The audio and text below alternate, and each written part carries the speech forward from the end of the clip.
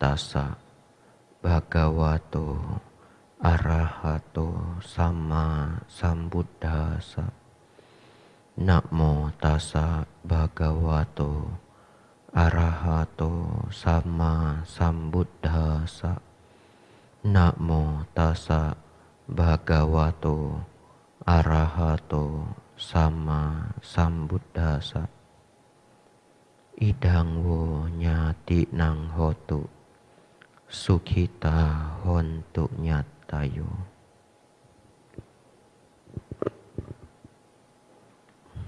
Yang saya muliakan Biku Sangga,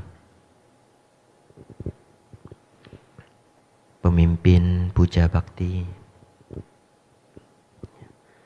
para romo ramani yang hadir, serta Bapak Ibu saudara-saudari semuanya, selamat malam, Namo Buddhaya. Bapak Ibu saudara, hari ini adalah hari persis Hari Ulambana Internasional. Jadi kalau Bapak Ibu masukkan kata Ulambana Day 2022 akan persis keluar hari ini. Jadi kita melaksanakan upacara puja bakti patidana untuk sanak keluarga kita yang telah berpulang. Tentu setiap dari kita ada sanak keluarga yang telah meninggal. Apakah kita kenal, kita masih ingat, atau kita sudah lupa? Seperti saya sendiri, kakek kandung saya meninggal ketika saya umur 3 tahun. Katanya saya selalu main dengan kakek, tapi saya tidak ingat sama sekali. Nah, kakek meninggal umur 3 tahun. Walaupun beberapa sanak keluarga kita yang telah meninggal tidak kita ingat, tapi kita pun tetap menyampaikan, mengirimkan pelimpahan jasa. Oleh karena itu hari ini kita berkumpul puja bakti bersama. Bapak Ibu Saudara, Ulambana ini dirayakan besar di berbagai daerah. Seperti di Malaysia, di Singapura, di Hong Kong. Bahkan di Hong Kong itu dirayakan oleh beberapa suku perayaan yang sangat besar. Benar-benar sangat besar. Ada opera, kemudian berbagai acara lainnya.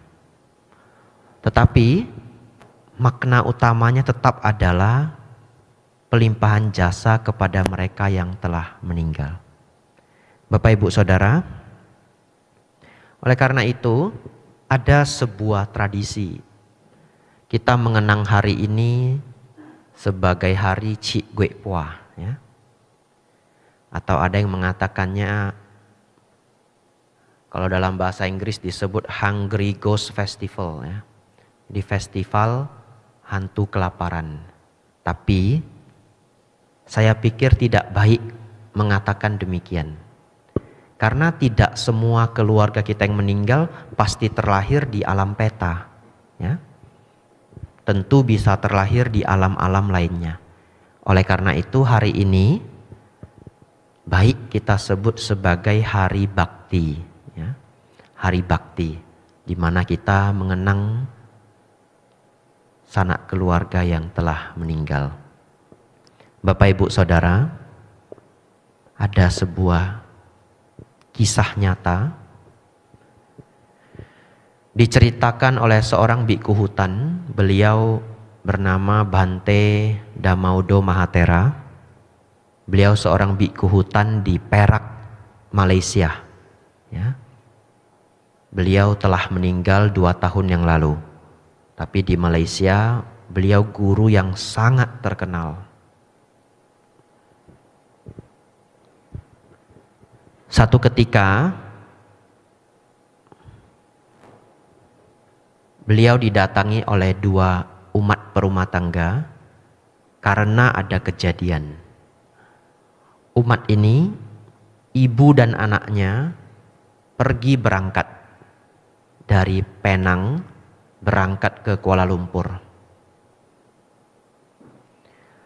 Kemudian setelah beberapa waktu di Kuala Lumpur, tiba-tiba ada kejadian.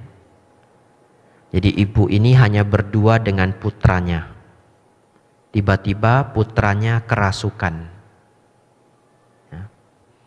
Saya tidak tahu Bapak Ibu yang hadir di sini seumur hidup pernah tidak melihat orang yang kerasukan. Ya. Saya sendiri pernah diantarkan oleh umat ketika di Thailand seorang anak perempuan yang sedang kerasukan. Ya. Diantar ke wihara, kemudian didudukkan persis depan saya. Sangat mengerikan. Kalau Bapak Ibu yang tidak kuat mental, mungkin Bapak Ibu bisa pingsan. Karena wanita ini tertawa persis seperti ya, hantu yang terkenal itu. Tepat di depan kita. Jadi begitu tertawa, bulu kuduk ini naik semuanya sampai ke belakang. Kemudian menantang. Ya, tapi beruntung ya. Silahkan.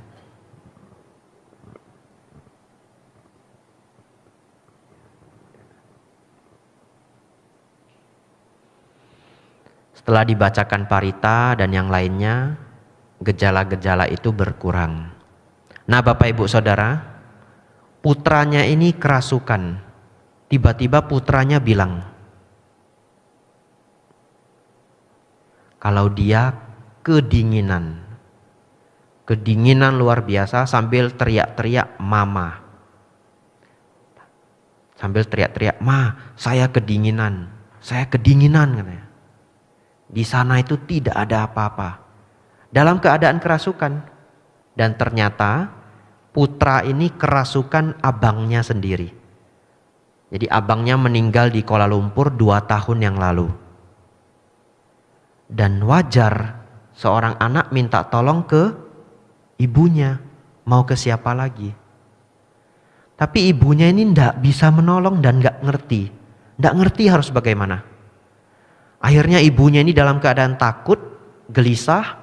Dia hanya bisa bilang ke makhluk yang merasuki atau anaknya sendiri. Dia cuma bisa mengatakan, kamu datang dari mana, kamu balik saja ke sana.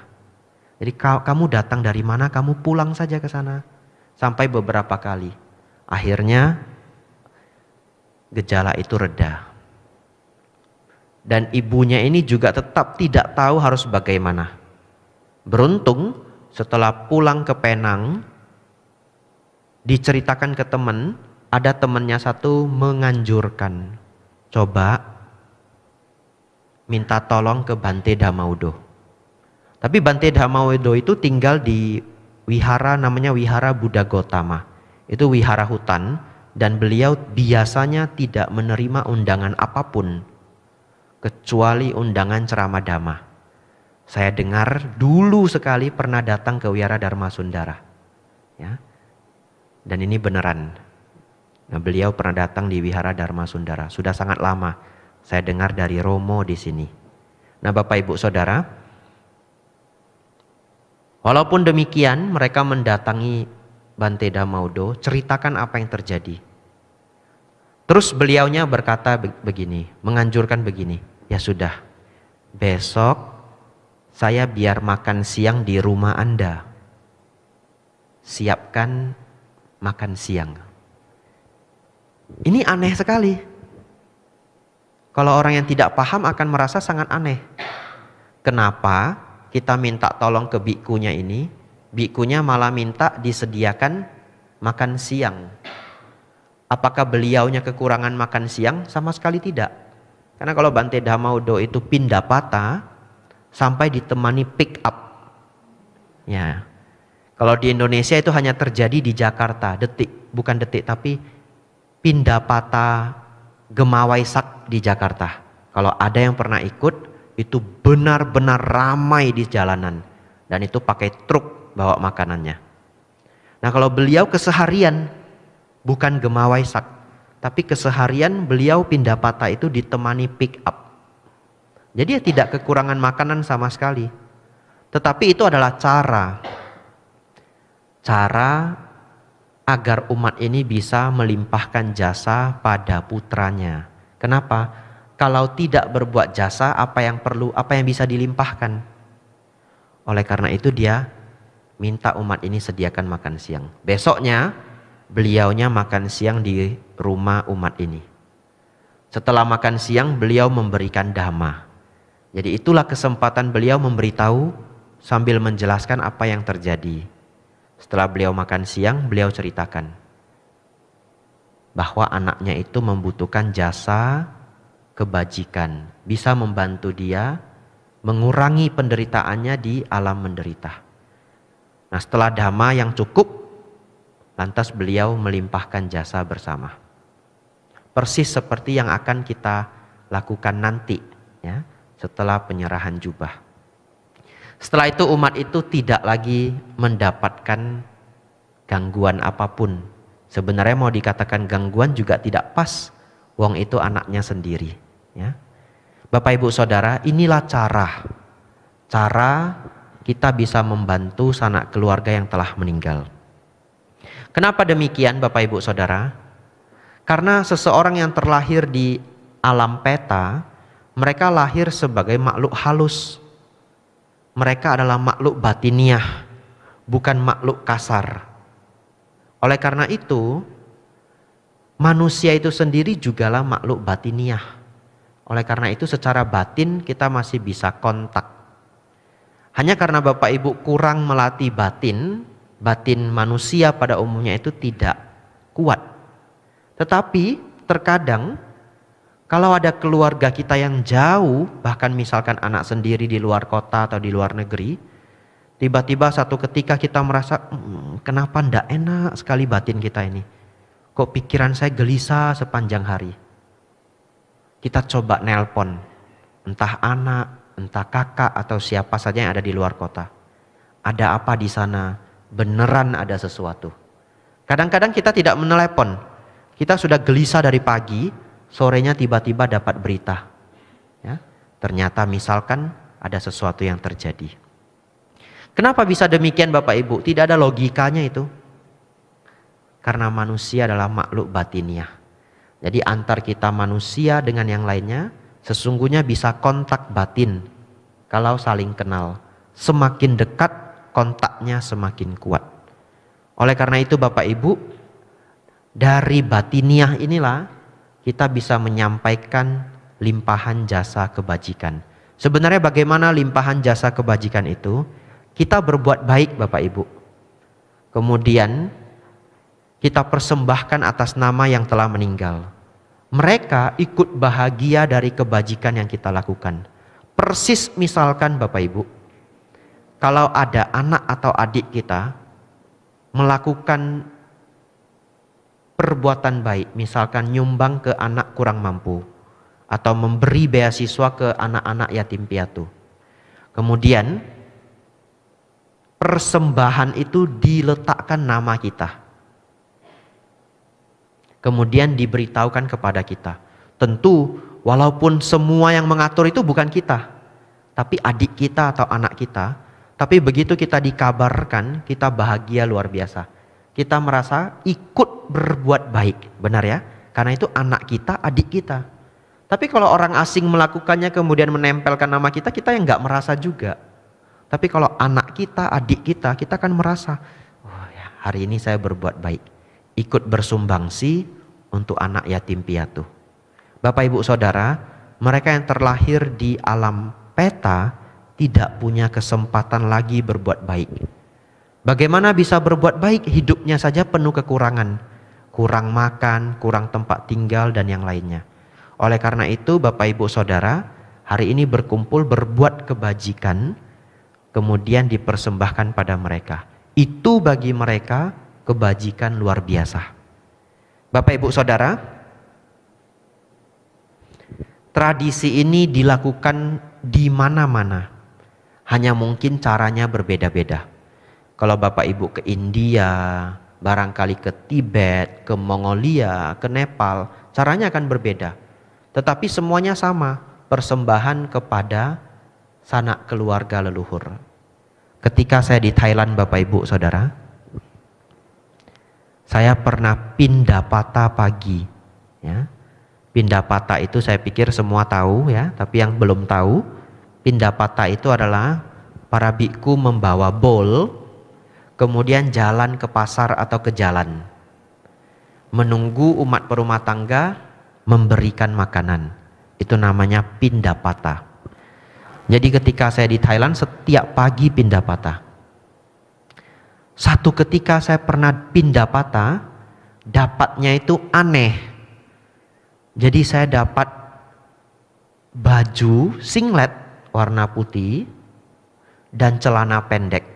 Serius. Jadi dimasukin baju dan celana ke bowl saya, ke pata saya. Lah itu yang tidak bisa dimakan ya baju itu ya. Nah, kemudian selesai pindapata kembali ke wihara, saya bingung. Lantas saya tanya murid saya, karena di sana saya membimbing pabaja.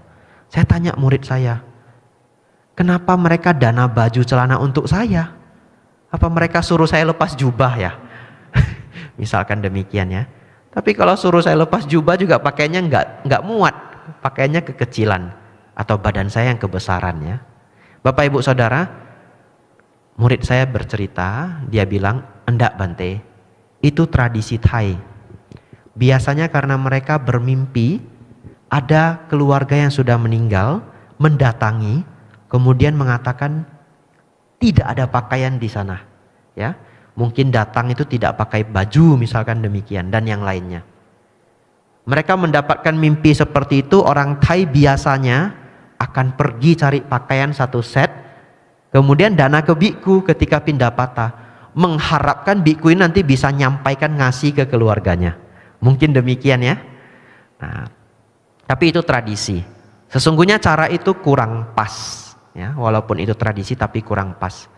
Jikalau dia ingin dana pakaian untuk biku, dananya ya jubah, betul ya? Dananya jubah. Kalau dia dana jubah itu pas pakaian untuk biku. Kemudian dia pelimpahan jasa untuk keluarganya yang telah meninggal.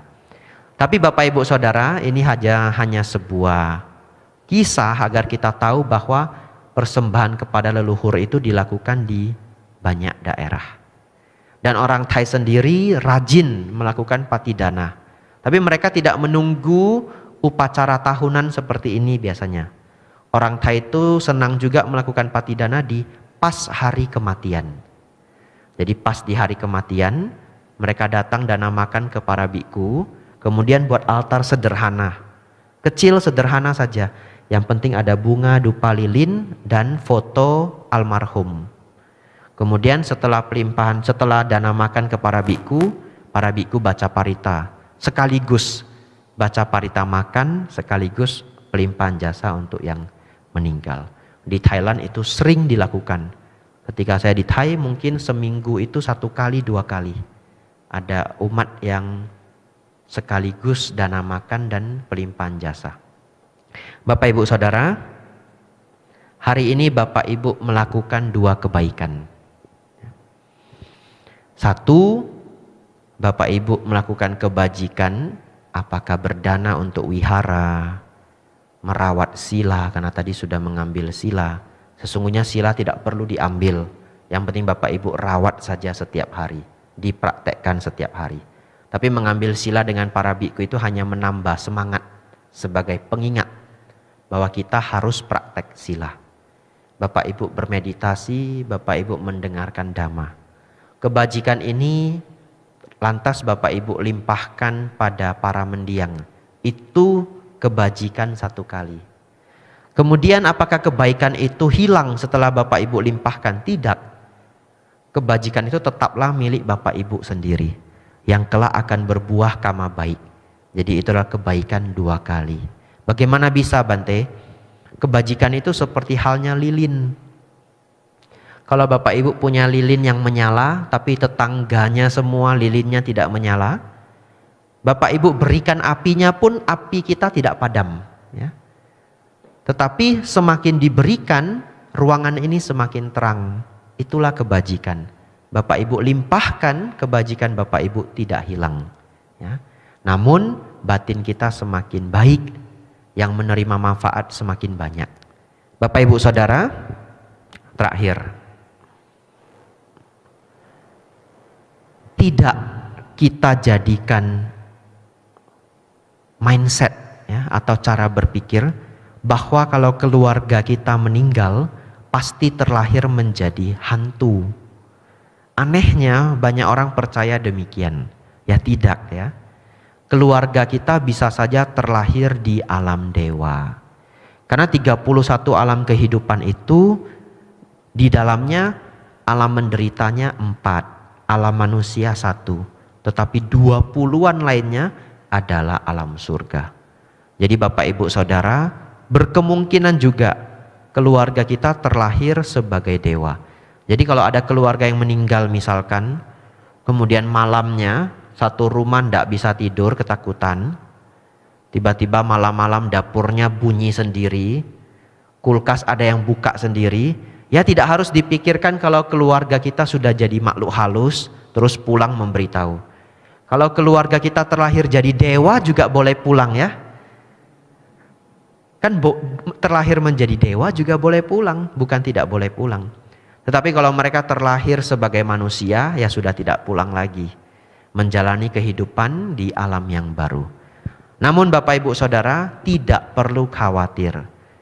Sang Buddha mengatakan kama yoni kama bandu. Setiap orang ditemani oleh karmanya sendiri. Kita hanya bisa mengharapkan yang terbaik untuk para mendiang yang telah meninggal. Bagaimana untuk kita sendiri, Bapak Ibu yang hadir hari ini? Janganlah jatuh ke alam rendah. Caranya senanglah berbuat baik. Praktek berdana. Berdana itu artinya berbuat baik. Tidak hanya uang, ya, ada uang berdana uang, ada tenaga berdana tenaga. Ya, mengajarkan orang, memberi nasihat, mencarikan pekerjaan, membesuk orang yang sakit, itu semua kebajikan. Itu semua berdana. Dan merawat sila agar tidak jatuh ke alam rendah. Tetapi syukur-syukur Bapak Ibu terlahir di alam surga. Caranya tentu sembari melakukan praktik berdana dan sila, menambah panya dan samadhi. Panya itu kebijaksanaan, samadhi itu ketenangan batin. Semoga Bapak Ibu mempraktekkan semuanya, Bapak Ibu sendiri aman dan terlahir di alam yang lebih tinggi setelah kehidupan ini. Dan tentu puja bakti upacara patidana kita hari ini, harapan besar kita seluruh sanak keluarga yang telah meninggal mendapatkan manfaat baik, terkondisi, terlahir kembali di alam bahagia, di alam surga. Sabe sata bhavantu sukhitata, semoga semua makhluk hidup berbahagia. Sadu, sadu, sadu.